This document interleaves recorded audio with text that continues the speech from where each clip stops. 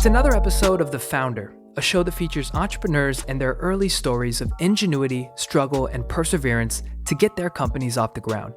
We do our best to capture the uncensored, uncovered look behind the curtain into what founders really faced when getting started. I'm your host, Kallaway. My guest today is the co-founder and executive chairman of Thursday Boot Company. What started on a surf trip in Nicaragua as an idea to build the best boot possible quickly turned into a digitally first powerhouse brand that now has happy customers in all 50 states and nearly 60 countries. The founders had a simple idea: take the durability of a work boot and blend it with the sophistication of a fashion boot to create a product that can seamlessly transition from work to play and back. Today, Thursday Boots has over 50 SKUs for men and women across boots, shoes, and other accessories and leather goods. Our guest today founded Thursday Boots in 2014 on the back of a killer Kickstarter campaign and has not looked back. Without further ado, the co-founder and executive chairman of Thursday Boots, Connor Wilson. Let's get it.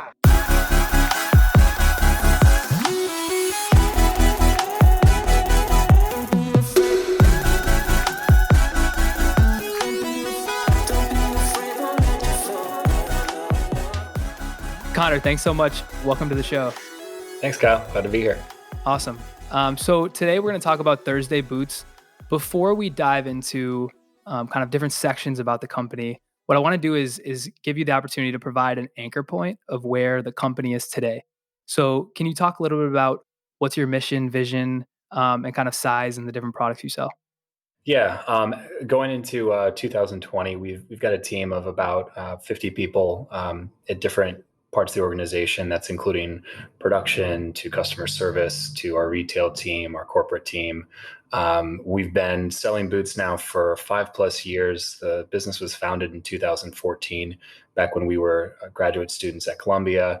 And we've been fortunate to have tens of thousands of customers around the world and lots of 5-star positive reviews from the same customers, which is one of our benchmarks of success. So we have a men's line, a women's line. We've expanded that into also accessories, including bags, jackets, anything else that really kind of floats our fancy.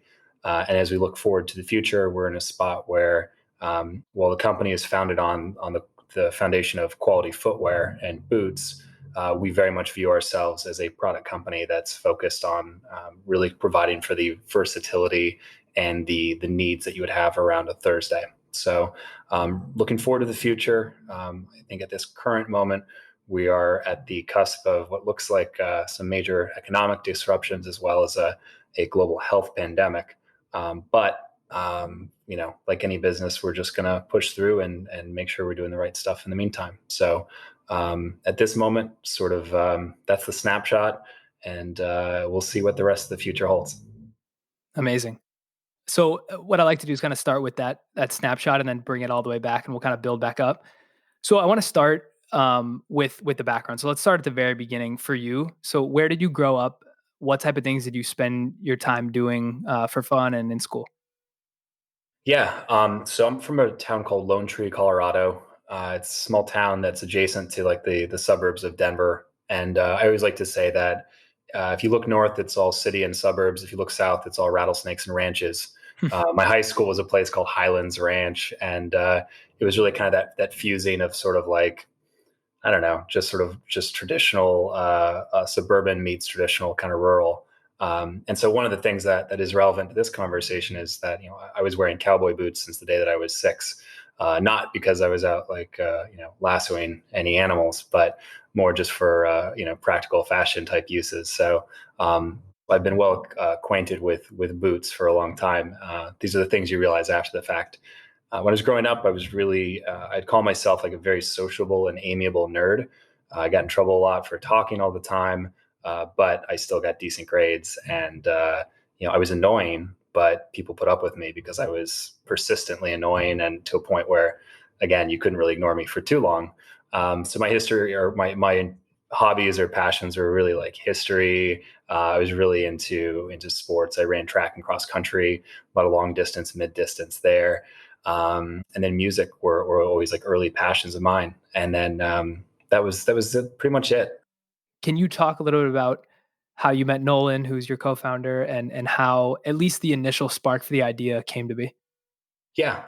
So I think the first memory I have of Nolan was like the first day of class. We were in the same cluster, which is the same section of business school, and as part of the onboarding, there's a point where the peer counselors like say, okay, everyone around the room, if you're interested in going into, a large corporate job, raise your hand. And people go and they raise their hand. And if you're interested in going to consulting, more hands up, finance, whatever, they kind of go through. And then finally they kind of, they know nonprofits, this. Then finally it's entrepreneurship. And in a classroom full of about 80, 20-year-olds, 30-year-olds, there's like four of us who raise our hands. And so They're my friends. yeah, exactly. So Nolan was one of those four. And we kind of looked around the room at each other and said, okay, like we're all getting lunch after this just to kind of see what's going on. And what I think is fortunate is, that was actually kind of the kickoff just to more of a friendship. We had no idea what we were going to do right away. But one thing that was really clear, just even like within first few minutes of meeting him, and things that have only been emphasized since, is Nolan's someone with like a lot of intellectual horsepower, which is something that I really, really, I look for almost all my friends, is people that can just, they can just analyze and they can think and they can just kind of, go there and get there really quickly. Also super just, Nolan has a very much like a devil may care attitude in terms of like, he thinks what he thinks and he's not going to really kind of pull that opinion or soften it just so that someone feels more comfortable. And yep. I have something somewhat similar. I think I'm a little bit more, I think of myself at least as being contrarian. I don't know if that's true or not, but I really like the counterintuitive idea. And I think that was something that we both kind of aligned on. And then the third thing was just like the fact that, both of us just like sort of got the same humor. And I think we looked around at the MBA program for what it was, recognizing it was a wonderful platform and there's all these really cool ideas floating around, but we just weren't on the traditional path. Neither one of us wanted to leave with a wonderful salary offer. We wanted to find something different. And that just became like the early foundation of a friendship. And where'd that spark come from for the idea behind making boots? So I know I've heard you guys in a lot of interviews talk about, and most people know when you're in an MBA program, you can travel, come and go as you please. You have a lot of breaks. And I think Nolan mentioned one of those breaks, you guys headed to Central America to kind of investigate this. Can you talk a little bit about that story and how that came to be?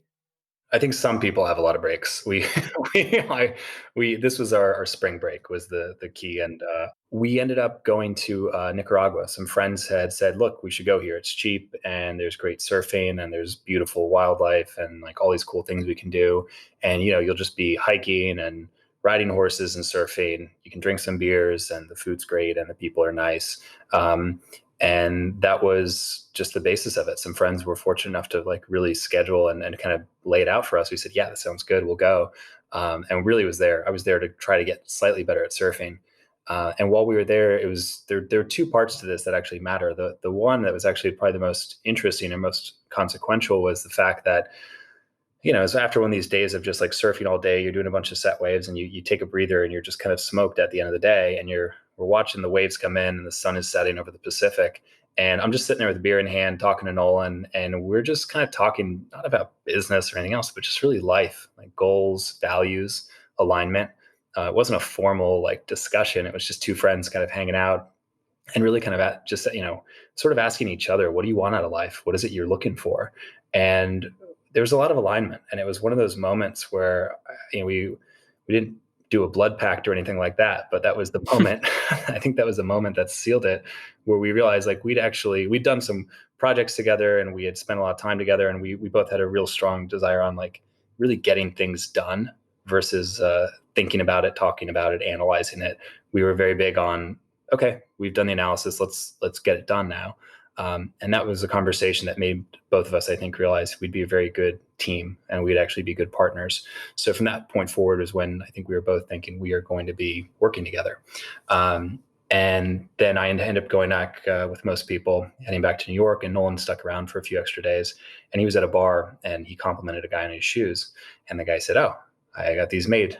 I have a big boot business. So I make these boots. He probably wasn't making that many boots, but he had them made in a very small town in Guatemala called Pastores, which is sort of like a a bit of like an in joke because there's a lot of folks that have sojourned through this small town to see how boots are made. It's a few families.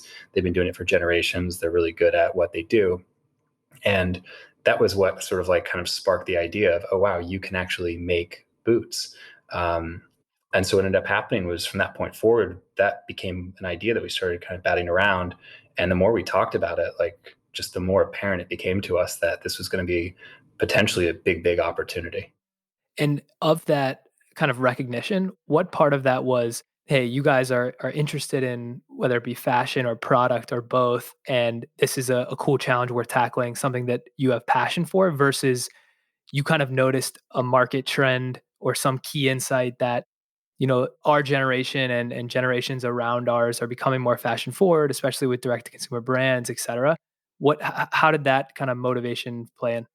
I mean, I think we got excited about the product first. Like we were just, and the experience I had, I came in from Santa Fe. I sold most of my cowboy boots before I moved, but I also kept a pair of Ariats that had rubber bottoms, thinking, oh, I'll wear these through the winter, uh, which was not very Yeah. prudent. It was sometime probably in like November that year that I had almost like fallen down a set of subway steps. They've got the metal grating on the edges, Yeah. and I was like, I'm gonna die if I keep wearing these. So I was, again, I'm not going to spend a lot of money on shoes. I'm a grad student. I don't have any income. I don't have a job. So what I did was I just went to like some like random like DSW warehouse or something. I got some pair of like some like 6-inch lace up boots, and they looked fine at first. They were terrible within 2 months. Like they were just thrashed. This is during the polar vortex winter, if you recall that. And for me at least, I was just really disappointed with the experience. And the reason I like cowboy boots is that you can actually kind of wear them with everything. They're really versatile. And Hmm. I was looking for that. And when I looked at the market, I just realized like as a customer or consumer, it wasn't satisfying. And I think Nolan had reached it slightly different ways, but he had the same fundamental problem, which was like the options are terrible. They're too expensive. They're too clunky. They're not comfortable. They're not durable enough. They don't look nice enough. All these like just different things. It wasn't like one problem. It was like 6 different, like small to medium sized problems all stacked up. And the net result is that like you're just not happy about what you have out there. So we didn't look at it as a like take our pencils to the wall and this market will be this big. And I don't think you can either because that's just not how it goes. It was more like I don't like what's out there. If I could design my own boots, like that would be damn cool. And we can do that. Like that was the big thing. It was like, oh my God, I can actually like design the thing that I wanted, not being a shoe designer, having no background in it, but more just like but I kind of know what I want, sort of. And we figured we could make that work. Um, that was just it was weird. It was just a simple like lightning moment, nothing more than that, but just oh my God, we can actually do this. And walk us through. So what I'm fascinated by from that moment, that idea moment, which 90% of people who want to chase something already are lost, right? They start to have those thoughts in their head and they're like, no, I can't do it. You had the I can do it moment. Walk us through from there to first prototype or first couple. Because I know you guys did the Kickstarter video and I want to get into that later. But up until that point, how did you go about making the first pair? So there is something I'll just add in there is that process between the aha lightning moment and then the actually like, yes, we are doing this thing. There was actually probably a period of a few weeks where we kind of had to like let that idea sit a little bit, if that makes any sense. Try to Um, poke holes in it a bit. yeah, exactly. And what was interesting about that, there was a few things that we kind of came up with reasons not to do it. Right? You kind of try and talk yourself out of this idea. One was like we don't know if the market's going to be that big, if it's going to be worth pursuing. Like maybe it's just a smaller market, and that's why no one's done this already. We kept asking ourselves like, why does it not exist? Right? Um, Part of you is also sitting there, and you're like, well, maybe it's something that that is just like we think it's important but no one's going to care. That was actually a real concern too. Like maybe it's just Nolan and I are the only people who want like a versatile start with work go to play kind of boot that's comfortable, and who knows. But we just kept kicking around. I think that the two big things that made us say we got to do this were, one is there's this and you have to kind of I'm fundamentally like a shoe dog now, whether I want to be or not. At the time, though, it was like, is this real for me? Like, is this what I'm going to be doing for the rest, next 5, 10, 20 years of my life? And it was an authenticity question, right? Is this something that's authentic for me? I start finding those threads like, oh yeah, I sold shoes on the internet before. And oh yeah, I've got actually like twice as many shoes as my friends do. And oh yeah, like I actually really enjoy like the engineering and the technical aspects of it. And I would be thrilled to go to shoe factories around the world. And I had done so as an analyst and a portfolio manager. I had actually toured factories, and it was one of the best things that we did. So, for me, it was like this is authentic. I can actually get behind this. And I think Nolan felt the same way as well. The second thing for us was as we talked more about it and did more analysis and thought more about it and talked to a few more people, we came to a conclusion that like it was a good idea. And if we didn't do it, someone else was going to. And that was such a spur to get us going because we realized like we believed in the idea so much because we're just like, this needs to exist. If we don't do it, someone else is going to do it. And that thought that we couldn't live with someone else beating us to the punch, that was like, all right, shoot your gun off. Let's start this race. Yeah, that's amazing. Talk a little bit about that socialization process. So I know different people have different approaches. Sometimes people have the spark, they just go for it. They use their own kind of small core group, whether it be the founding team or some small 5 to 10 friends to vet the product and iterate early on. Other times people do, blinded surveys, usually not more than 50, 100 people. What did you guys do early on to get feedback on the designs? Yeah, I think the way people viewed it was we were two smart people who were just kind of off on like a crazy Don Quixote type quest, tilting at windmills, so to speak. Like people were like, "We like you, we respect you, but what the hell are you doing?" And rather than pushing people away, we just pulled them in, and we were very active in sharing about the journey and the thought process from the get go. So whether you were a friend, a roommate, someone that we were dating, you were a cousin, a brother, a sister, like everyone knew about it. Former colleagues, people we went to college with, everyone at our business school. Like we just literally made it the topic of conversation. And what was cool about that was I'd say early on, like we didn't get any good feedback just because it was just an idea. No one really knew what we were talking about. But what was nice about that was that everyone felt like they had kind of gotten in at the ground floor of the idea conception. We had classmates who were helping with some ideas around, well, here's one way you could brand it, or here's this person I can introduce you to. And the nice thing about that is that we actually literally have like dozens of folks that were instrumental to like the start of it. And they've got some of their DNA in Thursday now. But it was very much one of those things where even though we were the two who kind of took the plunge, we didn't force people into the pool with us, but we did wave at them. We said, look at us, look what we're doing, even if it wasn't very interesting. And then as we got further along, what was really cool is that because we worked so hard and we worked so fast in like a very short period of time, we ended up going from idea conception to getting the prototypes, to finding the factory that we are going to finally work with, to actually starting to get like, a Kickstarter campaign together. And it moved so quickly that it really helped build this momentum where people were, I think everyone's so used to folks talking about what they're going to do and here's what I'd like to do. We just said, we're going to do this. And then we delivered on that. And it really just built this sort of energy. And then as we had more stuff to show people, they were able to actually start giving us real feedback and actually get involved in the design process and get involved in the messaging and start thinking about like, what do we do after we launch? What do we do next year? And it really just became, it felt like very much like an organic community from the get-go. And we also did this in a time when this is before like the sophisticated like social media and like, launch. There's like pre-built launch packages and all this other stuff that now exists. There's almost like a baby industry. We never didn't exist, and we wouldn't have had the money to afford it anyway. So, Right. We had to spend our money on boots, and we had to use our sweat and our passion and our persuasion to get people to join us for the journey, which is part of what makes it so special and part of why it was so much work. Yeah, so I don't want to skip over the pre-Kickstarter stuff. Yeah. When you were staring that challenge in the face from initial concept, initial designs to Kickstarter, at that moment, what were some of the challenges or the questions that you had to answer, and how did you go about answering them? So you mentioned a couple, right? What factory we're going to use to manufacture?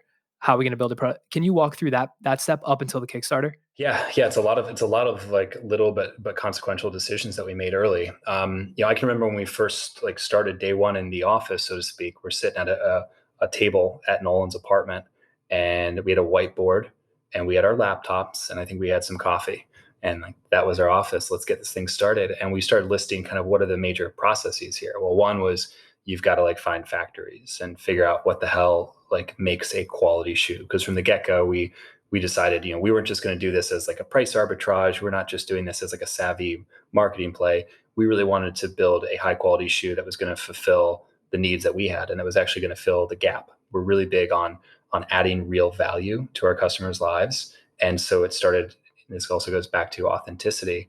We wanted to build a company and a product that we could be proud of. So for us, it was like, how do I build the highest quality shoes? And that starts with the learning process. What is it that actually makes a high quality shoe? So we didn't know the answer to that right away. We just didn't have the resources. What's great is that like even in the time since, and I like to think that we've been a part of the wave that is leading this improvement in quality. But we didn't have that many resources then. There's certainly more now. So we started going, we realized, okay, we need to talk to people who know more than we do. So first step was literally get in touch with anyone around New York City who possibly knows anything about shoes, fashion, retail, and just harass the hell out of them. We were reading everything we could. Some stuff on the internet was just frankly wrong, of course, but we're like, we didn't know any better. Like, oh, that sounds interesting. Yeah. We started, any name that we found that was like kept coming up, Horween, which is a tannery in Chicago. Like, oh, we should probably get in touch with Horween and start just talking to them. And they had no reason to talk to us because we're just two dudes with a desk and a whiteboard. So we have to be real with them, but we also were like, look, we want to know to the extent that you can help educate us and get us up to speed. We really want to be part of this.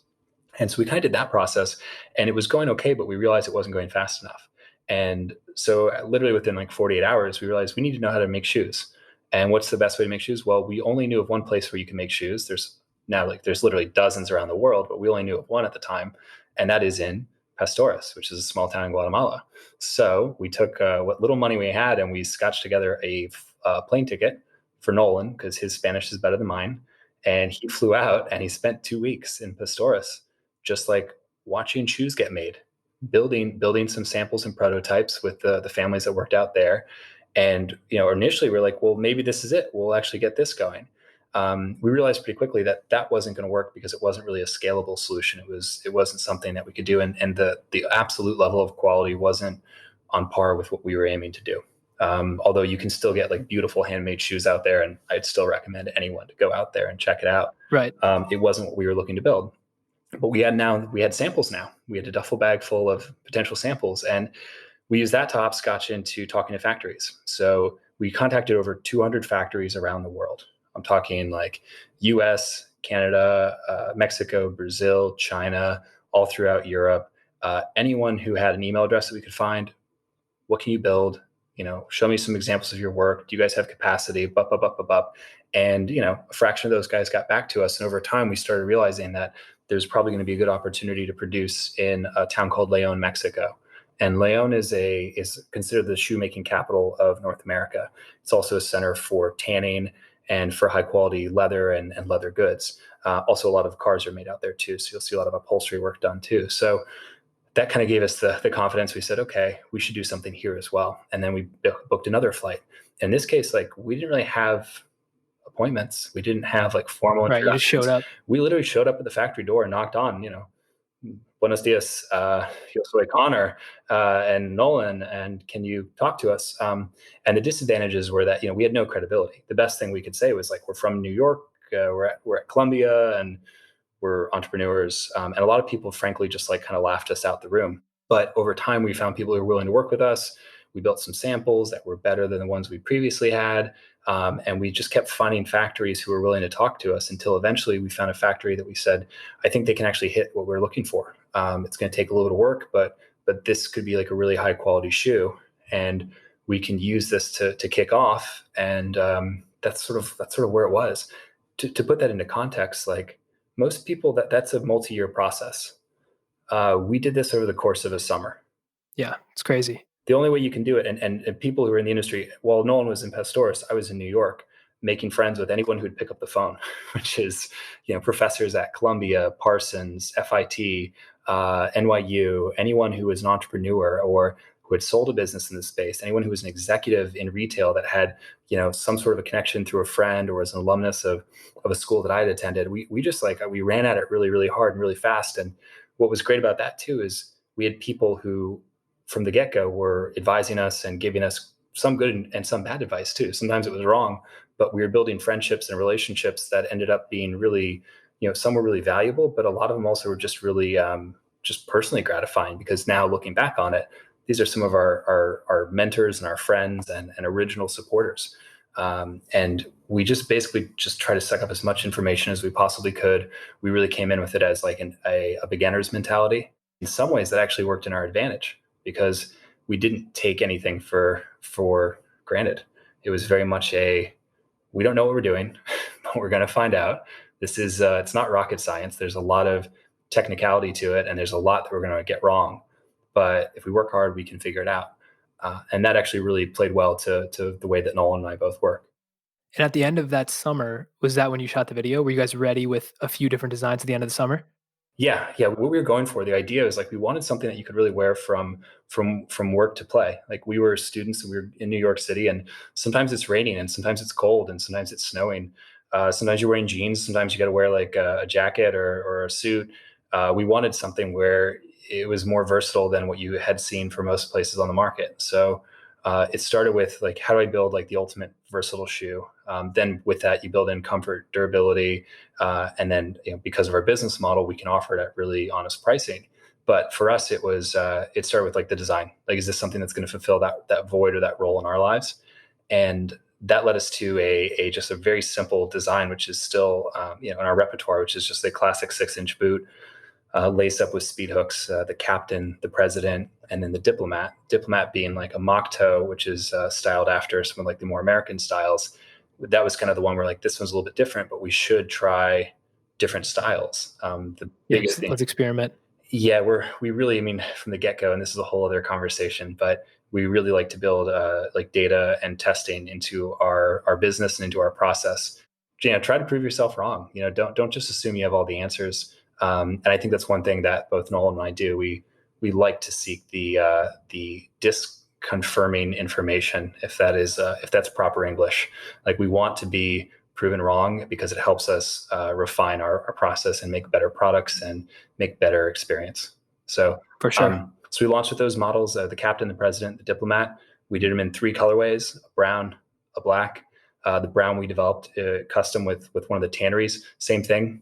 Lafarque is a gold-rated tannery by the Leather Working Group. We knocked on the door and we're like, please, would you work with us? And they were working with much, much larger brands.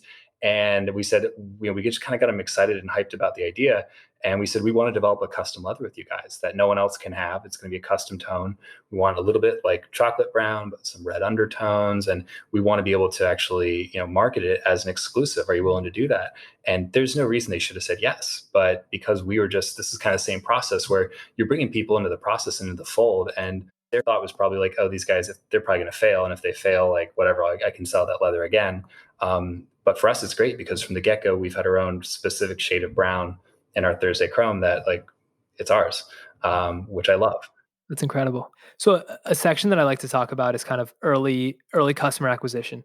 And I think one of the benefits with Kickstarter is that you get to achieve that some level of validation without, bulking up on inventory. You can essentially pre-sell. Yeah. So was that the strategy with the Kickstarter? And then what happened once you launched and you had a ton of orders? I know you guys raised a ton of money. Yeah. So it's you're kind of right. I'll tell you why that's wrong, because we misguided for our own success. So we said we're going to raise $30,000 on Kickstarter, and we thought that was going to take about 30 days to do. Looking at all the research we'd done, and we did a video, and we had done everything. We told all of our friends, all of our family, these email chains go back now years and years and years. It's kind of fun to see how they've done. But we were just everyone show up on day one. And we were hoping oh man, maybe if we break 30, we'll be good. Maybe it'll get to 50,000. That was sort of our stretch goal. We ended up doing 276,000 on Kickstarter. Yeah, which it's is crazy. solid. Our first 24 hours, we did 72,000, and we were at like the top of the page, and like this just crazy, just the trend just like took off. And I remember the first night we launched at midnight on the Thursday. I remember going to sleep, and there was like a Kickstarter app that you could download on your phone to track it. And I just downloaded it, and I didn't have the sound settings set. So every time we'd make a sale, it would go ding, ding, ding. And, we're up till about 2, 3 in the morning. We're exhausted at this point too, because we're doing everything we can to get it ready. And I'm trying to go to sleep, I'm all excited, and it looks like things are maybe happening. And I fall asleep with just a ding, ding, ding, ding in the background. Yeah, just nonstop. It was crazy. So it was wonderful. But then you wake up and you're super happy and you want to pat yourself on the back, and then you realize, oh crap, we ordered like We have to enough. make all these. We ordered enough for about like half that. We thought we'd do like 15,000 at first, and then we'll order more later. And I called up everyone we were working with, and I said, everything we said to you, last month that you guys sort of like, and they didn't believe us because they're like, yeah, the hell you're going to sell this much. We came back to them and we said, you need to 10x it, and you need to 10x it immediately. And they thought we were joking. We're like, no, I mean, I need you guys to see what's happening here. And, some things you can scale really quickly, but like leather is a handmade process. It's a natural material. There's a lot of stuff that goes into it. There's steps. Our boots themselves take at least 10 days to build just from start to finish. So some things you can't scale. And one thing that was sort of interesting was, we want to get these boots in people's feet in time for the holidays, and we wanted to make sure that people had them. And a lot of Kickstarter projects were really, and I think still this is the case, they're kind of known for being terrible at being delayed. Yeah, delivering. Exactly. And we had actually created a tremendous problem for ourselves. But instead of going out and saying like, oh, woe is me, or, oh, sorry, it's going to be late, we looked at that as like an initial challenge and said, we're going to prove what we can do. We can show that we're going to do this. And so I think we said we were going to get all those out shipped by December 1st.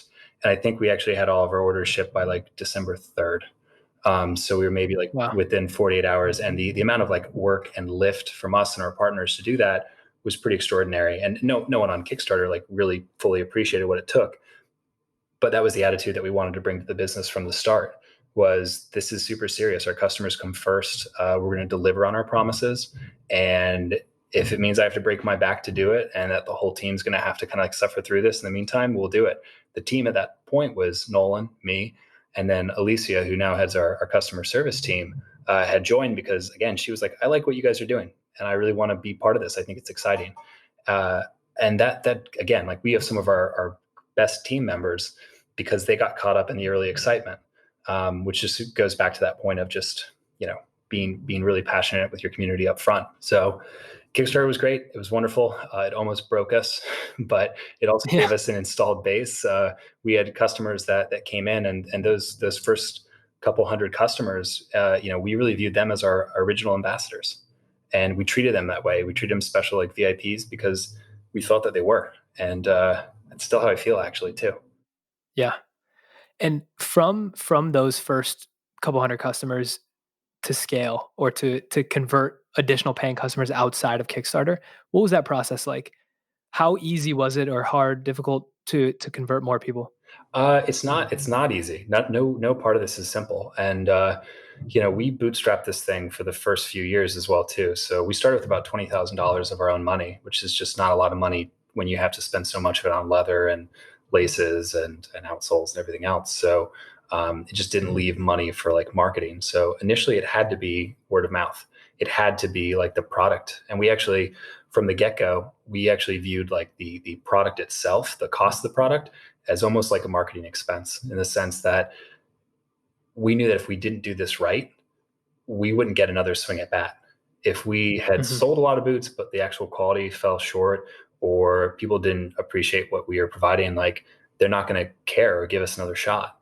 And so we, being new to this, we actually erred on the side of caution. And so I think if we'd been more savvy, we might have said like, oh, well, that leather's a little bit expensive. I could do this one and save this, and really kind of counted the numbers. For us, we actually took the opposite approach. We were like, buy the most expensive leather, buy the most expensive everything.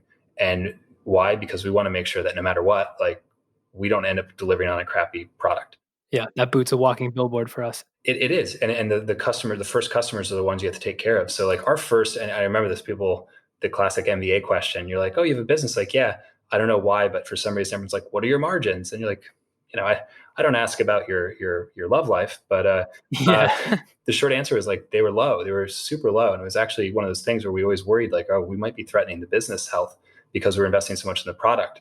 But we had faith that as we grew, we'd be able to get to more sustainable part there. But it went into that point of like when you don't know definitively, you should always err on the side of caution. You should always err on the side of the customer.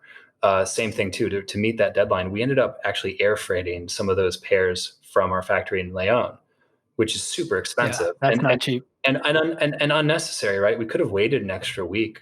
We could have said, "Hey, it's fine, guys. The truck's late, whatever." But for us, it was worth it to make sure that our customers had them on time to show that like we were going to meet our commitments and we were going to do whatever it takes to do that every single time. Those were things that I guess you could argue they were early tests in the life cycle of the business, but they end up being really kind of core to the culture of what we were building. We're going to make good on our promises. We're going to go through whatever we need to make it happen.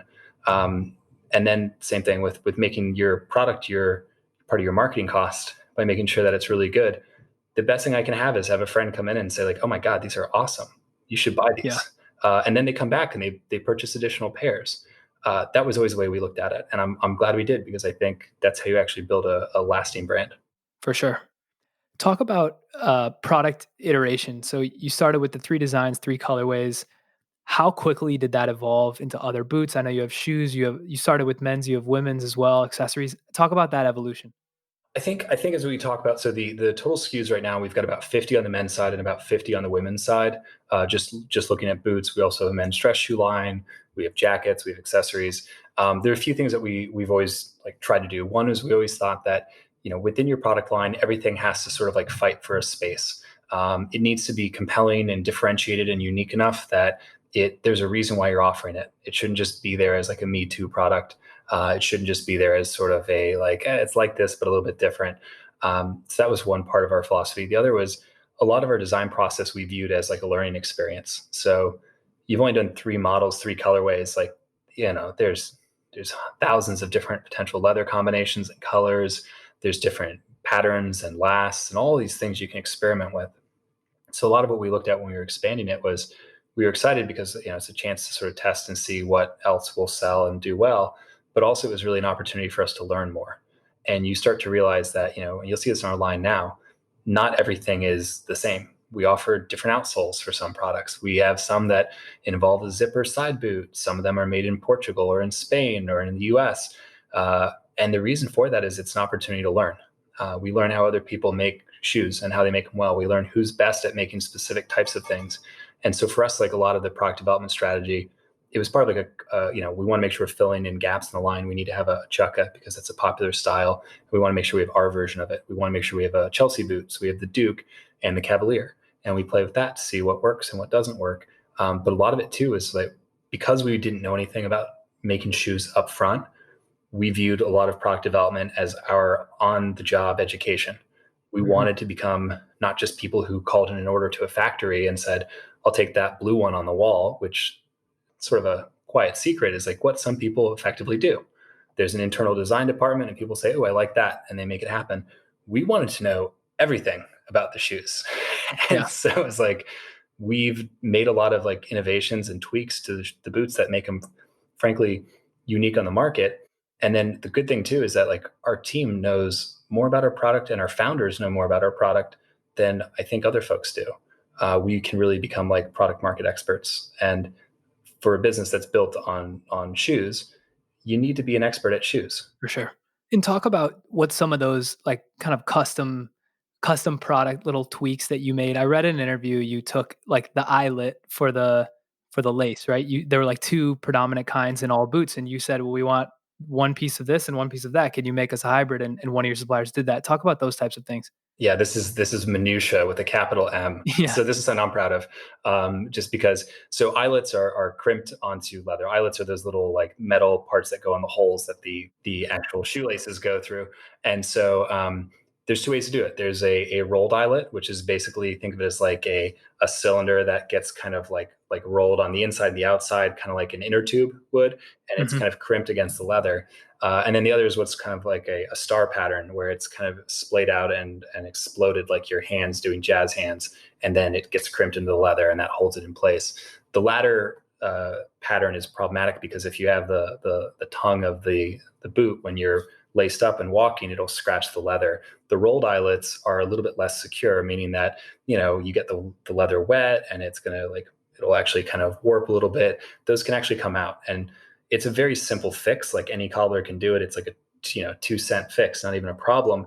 But it's something that you don't want to ever It's happen. annoying. Yeah, it's annoying, and it's like we want boots that are tough. So I just looked at this and I said, like, isn't there a better way? And I'm not an engineer, Yeah. but I started going through this with our hardware supplier, our factories, and we just started literally like drawing things out and started running tests on it. And what we end up realizing is, the reason for a washer is because it actually spreads the pressure instead of it focusing on one point. Is it actually diffuses that pressure across a wider surface area. So we said, what if we did a rolled eyelet that had a washer around it as well too, meaning that if the eyelet's going to pull out, it doesn't pull out cleanly. It actually has something to kind of anchor it there. So we started introducing washered eyelets, which again is like, I mean, honestly, it's like 99.999% of people are not even going to notice this, need it, care about it, whatever. But it's something that just makes the product like a little bit better. And, Right. it costs us more money. We're spending more money on hardware for it, not a large amount, but it takes a little bit more time. So there's some labor costs. But for us, it was like, we want to have the best boots on the market. This makes them better. We're going to do it. And we've done that same kind of process throughout, like, whether it's like the outsole compound's another one where we've probably tested 20 different compounds. We've changed the compound, I don't know, anywhere from half a dozen to 10 different times, where we're trying to find that combination of like, you want durability, but you want grippiness, but you also want like softness. So it doesn't leave your feet feeling fatigued, but you don't want it too soft. So there's all these different factors that we're always weighing, and we're always doing is taking this customer feedback plus our own observations and just what we see and trying to use that to get better. And sometimes these are easy to quantify. A lot of times they're just sort of like, it's just a little bit better. But if you can kind of stack these like little baby improvements over time, this is 2% better, 3%, 4% better. Over time, that ends up being a product that is 50 or 100 or 200% better. Yeah. It's again, like, and the only way you can do that is by like being really close to your customer, being really intense on like the data, being really tough on yourself and your team to make sure that they're actually prioritizing the correct things, which is product, customer, and then Right. spending a lot of time in factories and doing the stuff that like, it isn't sexy. It's not fun. I'm not, we don't spend a ton of time on the conference circuit.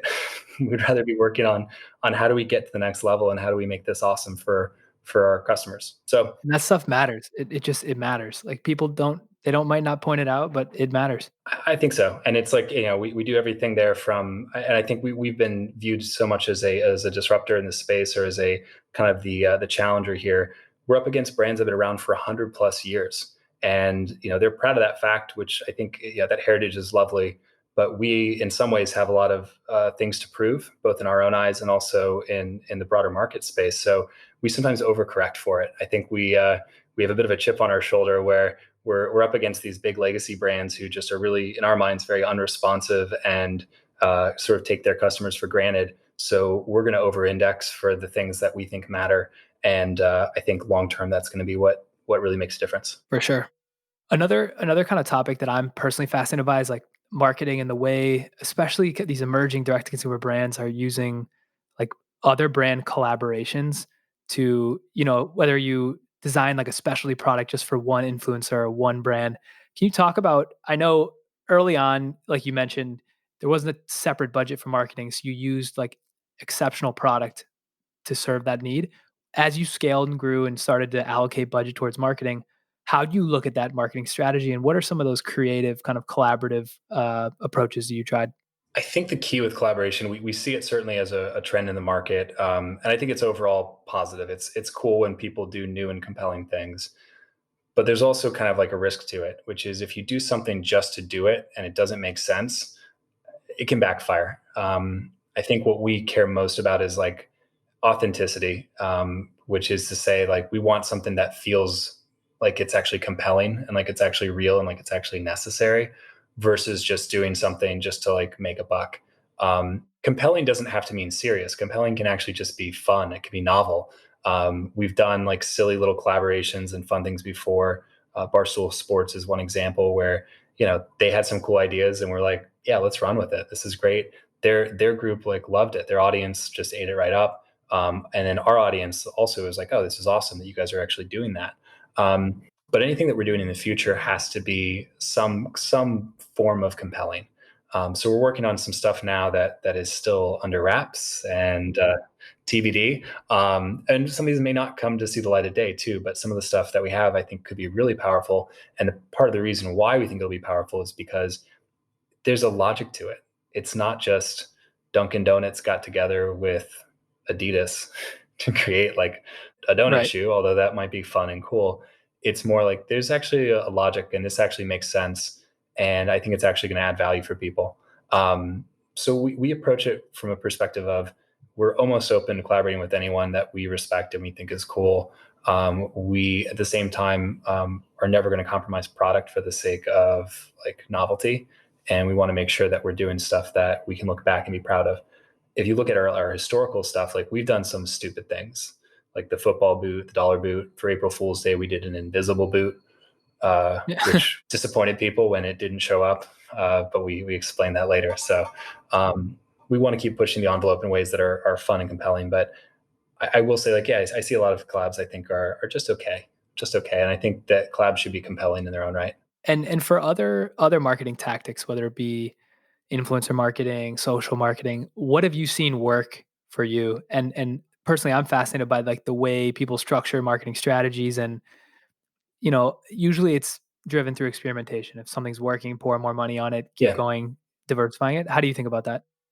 We're pretty similar in the same way. Like it's a lot of testing and a lot of just being really objective, as opposed to just we do a lot of little bets, I'd say, versus a lot of like really big bets. You'd be hard pressed to find us doing like a large single marketing campaign. It's usually a lot of different strategies and tactics we're trying at once. I think one thing that we found from the get go, and this stems from us not having any money, when we were up against much bigger brands that had budgets and they're giving pairs and paying people to post things, we would always kind of marvel at it because you can get a pair to like a Kardashian and you think you're doing something, but the reality is like if that person doesn't care about your product or your company, like their followers probably don't either.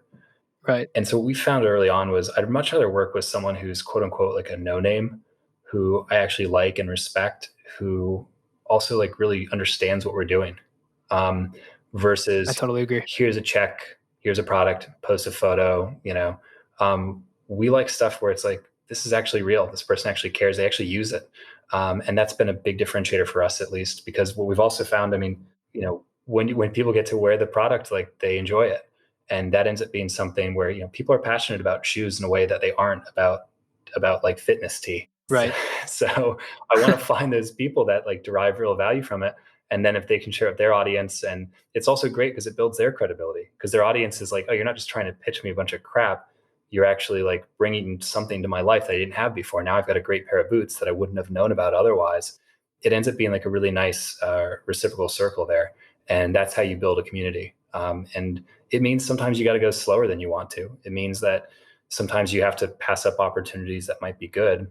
But for us, it's about like staying true to sort of those core operating principles. For sure. I want to shift to funding. How did you guys think about post Kickstarter? You obviously, I go back to Kickstarter a lot because it's a huge trampoline point for your brand. After that, how did you guys approach raising money? How many times have you needed to raise money? I think there's a lot of people on this show that would benefit from like hearing as tactical as you can get about it.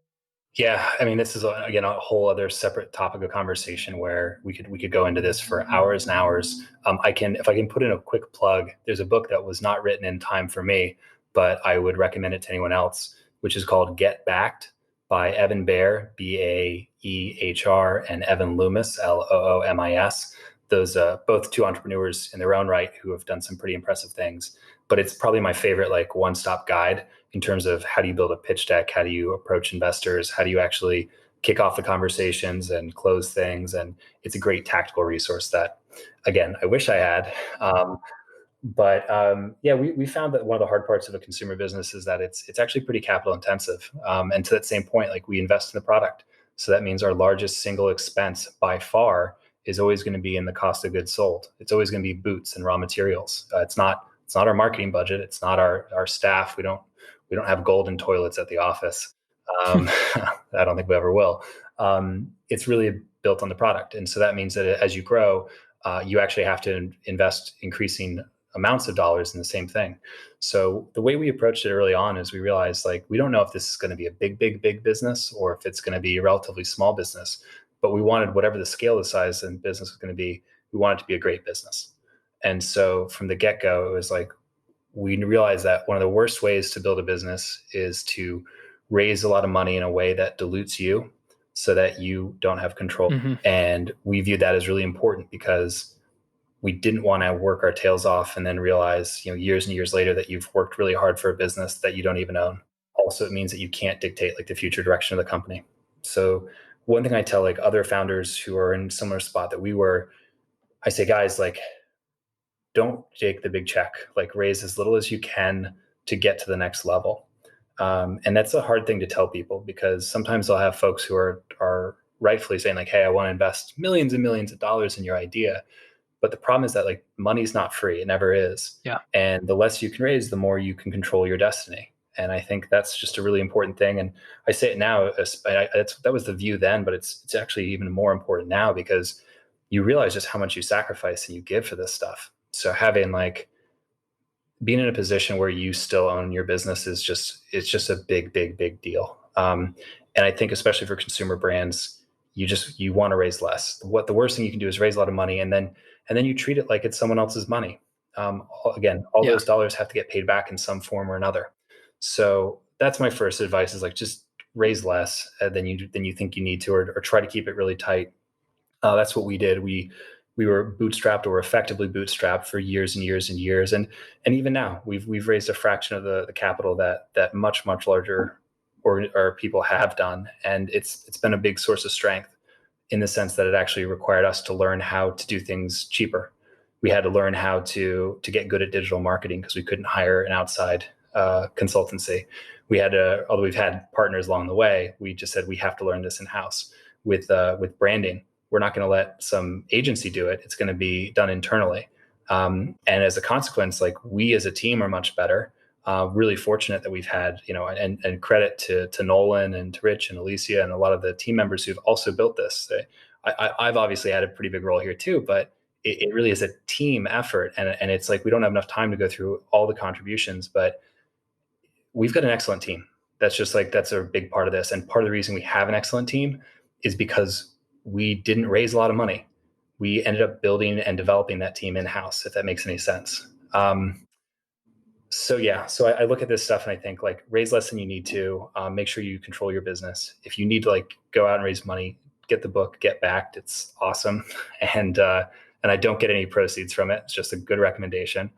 And I think for consumer companies, be thinking about like, what is a realistic valuation for your business? I think a lot of times people, they want to chase the money or the valuation, but in the end, like you have to make sure that you're delivering value for your customers, for your team, and also for your investors. So part of the problem with these high valuations is they could come up to bite people later on. Yeah. And I think that's an amazing transition to another key topic is hiring. So to me, I think these companies, your company, startups live and die by your talent, right? Live and die by the people you have working together every day. Can you talk about your process when you hire someone new? Obviously at the beginning, you already touched on it a bit. Some friends of friends that had kind of drive and passion and aligned. Now, as you guys grow, how do you look at hiring? What are you looking for to determine fit? What are some of those key characteristics? Yeah, I think as we've grown, you're right. Initially, it was all friends of friends or people that were just sort of adjacent to the business. Again, we've been fortunate. Some of those people have been like literally our biggest and best contributors. And you shouldn't. If someone comes along that happens to be a friend or a family member, that's not a problem. That's actually in some ways that can be really good, especially early on. Yeah. As we get bigger, we've realized that we actually need to help standardize more of what we think it is that makes the team and the culture so unique. So one thing that we do when we're hiring is we're really looking for people that have a lot of drive, who really are hungry and want to get real things done.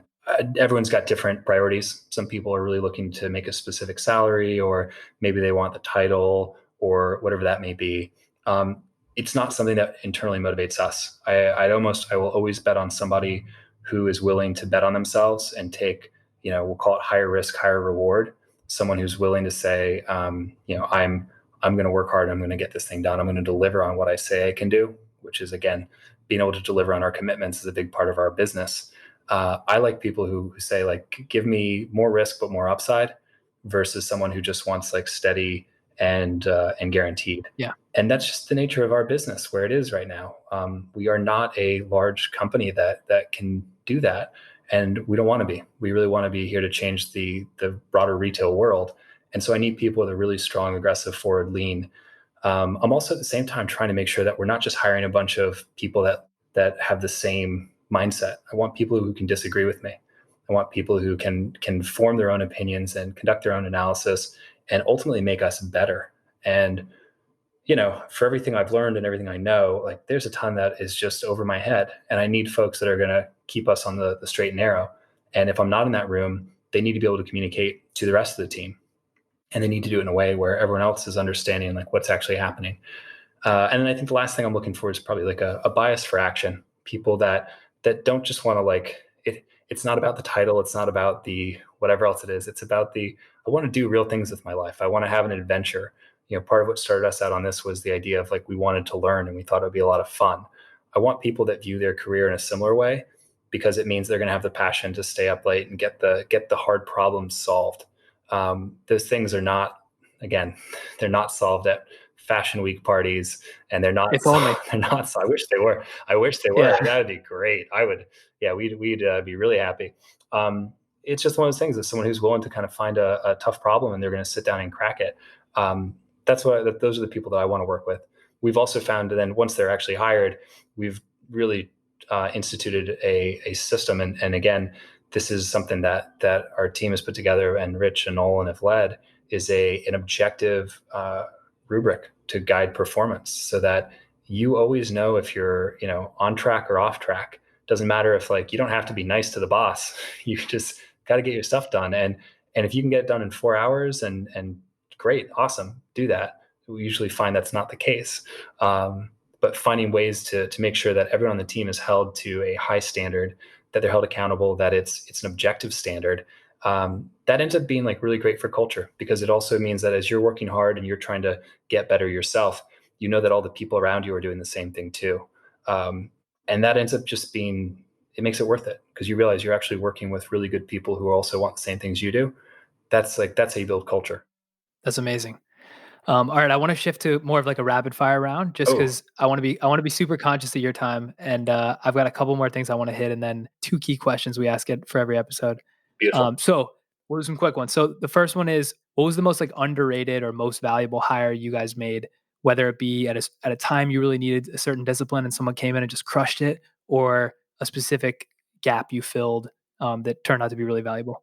2 ways to answer this. One is that we have an awesome production manager, who Tony Thomas, who came in, and he really brought a lot of expertise and product knowledge at a time when we just didn't have a lot of that. And he's just got totally right attitude, and he's built a huge team underneath him, and he was great to begin with. He's gotten better and better. So he's someone I worked a lot with, and I really enjoy his friendship, and he's just a great colleague. So that was great. Flip side, though, is also, like, we have found that there is no such thing as, like, a fairy godmother. You can't just, there's no John Elway to swing in, or Tom Brady to swing in, like, and save your bacon.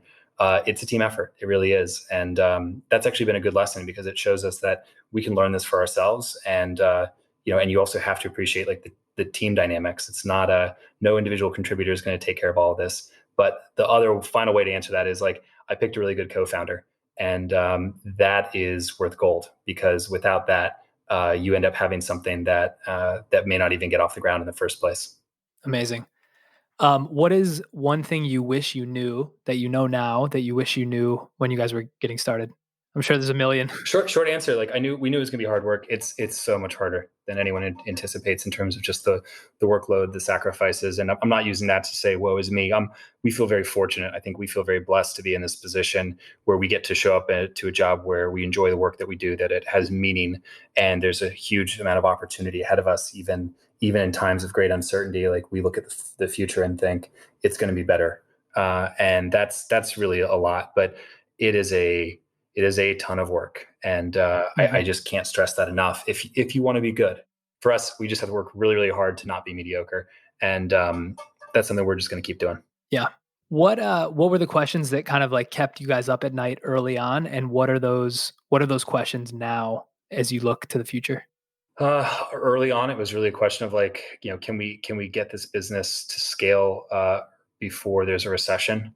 Are these big legacy guys going to really turn the screws and try to kind of kick us out? We had a lot of people early on who kept trying to kick us out of factories.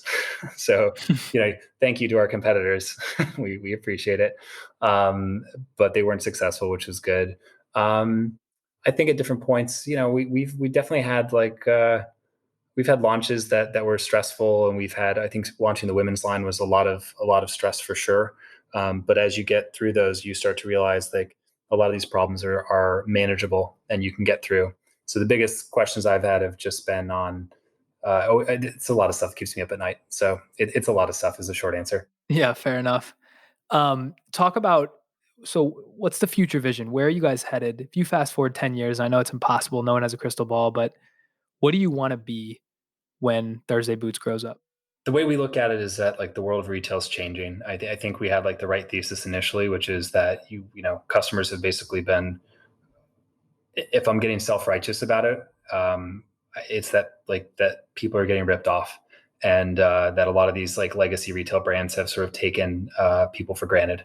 And there's a new way to do business that's far more efficient in terms of using data, and the way you manage your inventory and the way that you reach customers means that you can provide a similar or better product at a much better value. I get really excited about that. I think that's like democratizing and actually expanding quality. And for me, at least, that's going to be a multi-year mission, and something that is going to completely upend the retail industry as we know it. So the way I view it is that we're at the very beginning of what is a multi-year secular trend. We're at the beginning of a wave that is just going to swamp a lot of bad actors. I don't mean that these are bad people. I don't want to sound like a complete jerk, but on some level it is that that consumers have really gotten like the short end of the stick. And what I'm really excited about is, we look at the amount of purchases that are made online now. It's like 12% roughly, give or take, in the United States. Yeah. I think which is unreal. It seems like it's so much more. It's crazy how low the penetration is. And I know that more people will be shopping online in the future. And those businesses like ours that are built around being digitally native are in such a better position to deliver a better product, better brand proposition. So I view us as really inheriting the earth and really being in a position where we can be a trusted part of our customers' lives. And it's going to be very much footwear centric, to be clear. But we're also just excited about building products. I mean, I really love like learning new things, whether that's outerwear or whether it's accessories. And we're going to keep doing it in a way that makes sense. We're not going to grow just to grow. We want to be like a compelling part of our customers' lives. But I look at the world and the way it's heading, and I think like it's just endless opportunity if you can, do the hard work of just being good at delivering on your promises. Yeah. Founder mentality. You guys were in the trenches, you can't really, I've started one company for a year or so I know it a little bit, but to not to the extent that you guys do. What has to be true for someone to succeed as a founder? What qualities or characteristics do most good founders have? So one thing that people don't talk about, like team is super critical. You have to have a team that can work through stressful periods. And that starts with like the founder relationship. I think so many people don't appreciate like what it takes to have a good co-founder. So that's one. You have to be able to fight well. That makes sense. You have to be able to disagree and commit. And then straight from the founders, there's a team that is just as critical and central, and you cannot take anyone for granted. And you have to make sure you recognize that it's really you against the world. That's really important. The other is like just this ability to like run through brick walls. I can't tell you the amount of times that people have said no or it's not possible, and we just found ways around it. You know what I mean? That it's just you need someone who's creative and a little bit determined, and who can just say like, yeah, we're not going to do that. Um, and then I think ultimately you have to have like a sense of sort of humor and optimism, even when things are really dark or when it's like really uncertain. And we're going to have more of those days ahead. You need someone who has sort of the willingness to, instead of bringing each other down, you're able to say, we're going to find a way through, because we always have, because we are in control of our own, maybe not fully in control of your own destiny, but we at least have the most to actually to guide this, and we have control over what we can do. That's what you need. And then also the last thing is just like, put in the work. I know a lot of folks who have good ideas, they're super smart, and they sort of seem to not take it seriously enough. We viewed it from day one as, if we don't do this, someone else will. And so it's incumbent on us to keep working harder every single day to get better, because if we don't, someone else will. That attitude and that mentality is super critical. Amazing. One more before the final two, around learning and resources. So you mentioned the book around what you should read for fundraising, which is huge. Any other like key resources? Obviously, YouTube University is huge, but any other resources that you would recommend for startup founders? Yeah, I really like the book. Shoe Dog by Phil Knight is just inspirational, and it's obviously relevant to what we're doing. I view Nike as incredibly not just inspirational, but also aspirational in terms of the kind of business that I want to build and the kind of impact I'd like to have. I think that there's a great book by Jim Collins called, I think most people are familiar with Good to Great, but there's also a book called Great by Choice, which really digs into what is it that differentiates what he calls the 10Xers from like the failures. There are certain traits that are almost universal in terms of what actually builds exceptional businesses over a long period of time. And it's a couple of core decisions that get made. So that's a great one. I'll recommend The Everything Store by Brad Stone. That's a kind of a semi-authorized biography of Amazon, and it's useful and helpful. And then anything that you can read about, like, I love biography. There's just so many interesting people, whether it's Ron Chernow's House of Morgan, Titan, which is one of John D. Rockefeller. You start to see sort of these traits that emerge in people that have been very successful in either entrepreneurship or business broadly. And you can kind of pick and take as you need to. But one thing I find really interesting is there tends to be a lot of overlap. And Yeah, you may not say like, hey, that's not how I personally want to live my life. And I often sometimes find myself shaking my head. But you can take the parts that you do like and say, I think this is how we actually get from point A to point B. awesome. All right, final two. These are questions we ask every episode. So the first one is the startup manifesto. So if you had to write a startup manifesto with 5 of the most important key lessons or pitfalls to avoid when starting out, what would they be? So okay, I've got these written down for. Okay, I perfect. think the first one is, you got to show your passion. I think a lot of people are a little bit embarrassed initially, and they're not really sure where they're going, and no one knows they're going initially. So I think there's a lot of value in just sharing your passion with people in a way that they can understand it. It helps get you off your feet, and allows you to really start sharing your story. I think another thing is, the second one I'd say is just adding real value. I think a lot of people are looking for things that are trendy or hot, or they're trying to kind of like, we'll say it, coast off of something else in the market that's already working. You should be looking to add real value every single day for your customers. If you can do that, they'll come back to you. And that's a really hard thing to do, but it's also the reason why businesses exist. So that's got to be forefront. I think another thing is like team building. It actually starts day one, first, of like who you decide to partner with and work with initially. And I think you have to kind of remember that from the get-go, that you're not just building a business, you're really building a team. And so whether you're a 1-person, a 2-person, or a 5-person startup, you have to be leading immediately, and you have to be bringing good people in to help you, because you can't do this alone. It's just too much to do for 1 or 2 people. Fourth one I'd say is to thank your haters. I think everyone at some point is going to run into resistance. A lot of startups are effectively launched because you're looking at the world as it is and you're saying this isn't good enough. And there's other people who are saying the world's fine as it is. You need to thank them for that skepticism and that feedback, because that's what allows you to actually build the kind of products and companies that are going to add real value. So just take it with a smile and, just thank your haters. And then the last thing I'd say is to go fast.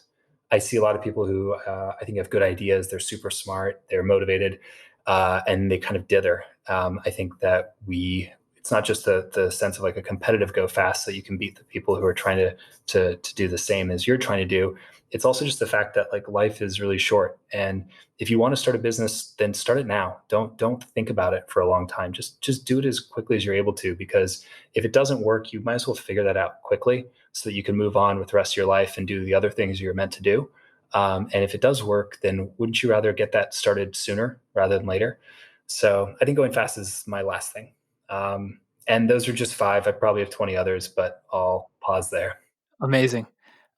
Perfect. And the last one is kind of a nomination. So it's your turn to nominate another founder that's a friend, colleague, mentor of yours that you'd like to see on the show. Do you have one in mind? I do. I've got a few, but I'm going to harass you with a guy named Matt Scanlon, he's the co-founder of a company called Notum that does cashmere and a few other things. He also is partnered with Something Navy and Thakun, and he's someone who is literally managing multiple businesses at once. Very smart. Amazing. Also someone I happen to enjoy a lot. And he canceled on dinner with me a few times. So this is the next way of getting him. Exactly.